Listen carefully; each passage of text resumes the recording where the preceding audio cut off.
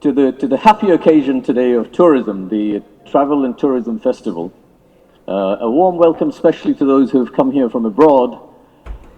This sector is particularly close to my heart, which is why I'm very grateful for the invitation to be here. I really wanted my colleague Farooqi Bhai, the culture advisor, to be here because there's a very close link between culture and tourism. And I think we should emphasize that link. We should really think about what is it that drives tourism. First of all, the reason tourism is very close to my heart, there's many reasons, right? You can think about heritage, cultural identity. We feel pride to be able to showcase what we have to the world, our historical heritage and our unique offerings to the world. But I also, especially, I would like us to focus on tourism because it is the most job-intense sector that you can think of. All the other sectors that are being disrupted by technology, by AI, tourism is the one that depends on human service, where AI is going to augment and complement and supplement the experience, but they probably will not be able to replace people in the way that other sectors are being dislocated. So for a country with such a large number of young people looking for good, better jobs, I think the tourism sector is going to be one of the key drivers of that economic ambition. If we cannot get this industry right, we will not be able to get our industry right. The tourism industry is not just about hard assets. We have hard assets. We have the Sundarbans. I hear some of you are going for a trip. I wish I was part of that, but that's a wonderful historical, physical, tangible asset. We have other heritage sites you can go to. But tourism is much more than hard assets. Tourism is about experience. It's about how you make me feel. It's about what memories you create for me. I don't think we should call you tour operators. You are memory creators. You are designers, the creative designers of art. And your art is to craft memories that I will remember. If I'm a tourist and I'm here with my family and my children, I want to remember that for the rest of my life. And that is a crafting job. That is a production job that all of you do, much more than just operating tours. And that is something we also need to bear in mind. If you look at Singapore, or countries that have very little physical heritage, but you look at the amount of tourism that they can attract. Some of you will be aware of this building, an iconic building in Singapore called the Marina Bay Sands. Right? How many people are familiar with the Marina Bay Sands? It's 3 towers with the structure of a boat on the top. First of all, it was built on no land. They had to reclaim the land and then create from thin air that building. Now, that building is used for all sorts of reasons, but it is the #1 destination for conferences. Multiple floors of conferences.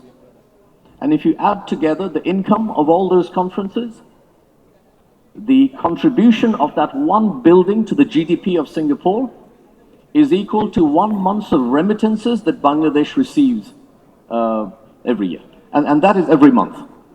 And that is from thin air. They've created an experience and a reputation for an experience, which means that people around the world want to go there and hold their conferences.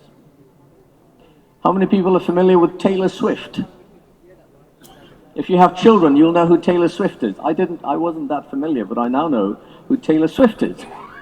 Taylor Swift did a series of concerts in Singapore last year. That concert attracted 300,000 people, 3 lakh people from around Singapore over that 1-week period. Because of that concert, Singapore had to upgrade its GDP forecast last year for one concert. And the addition to GDP was hundreds of millions of dollars, and it is understood that the government spent a few $1 million to make that happen. It's a good return on investment.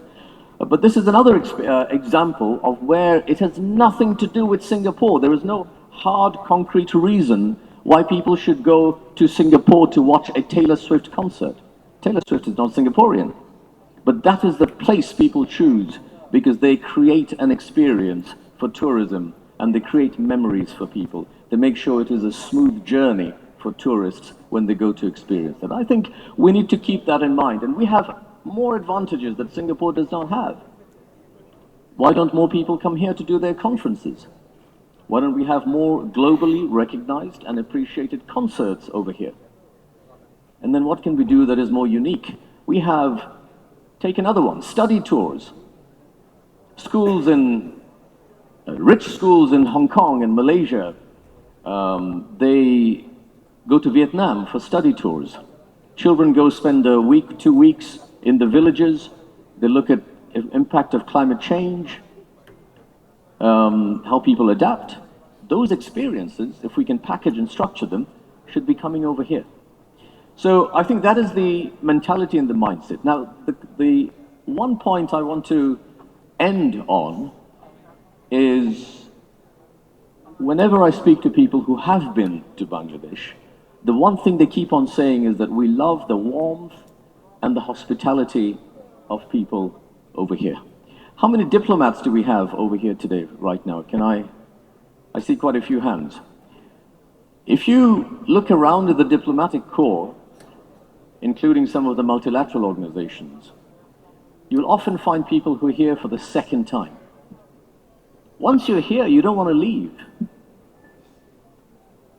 And those who have left, they want to come back for more.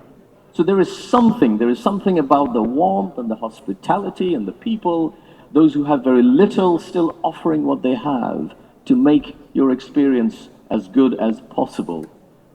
I think it is beautiful. I get very emotional when people tell me about that. And I think we need to bottle that and think of a way in how we can make that part of our reputation, and that is part of the experience that we offer to the world. And in this journey, if there's anything the government can do, please let me know, very concrete terms. Let's get ambitious about the tourism industry, and let's try and get some good results. And I hope those of you attending the expo, and for the rest of the couple of days here, I wish you all the best, and I thank you once again for giving me an opportunity to speak.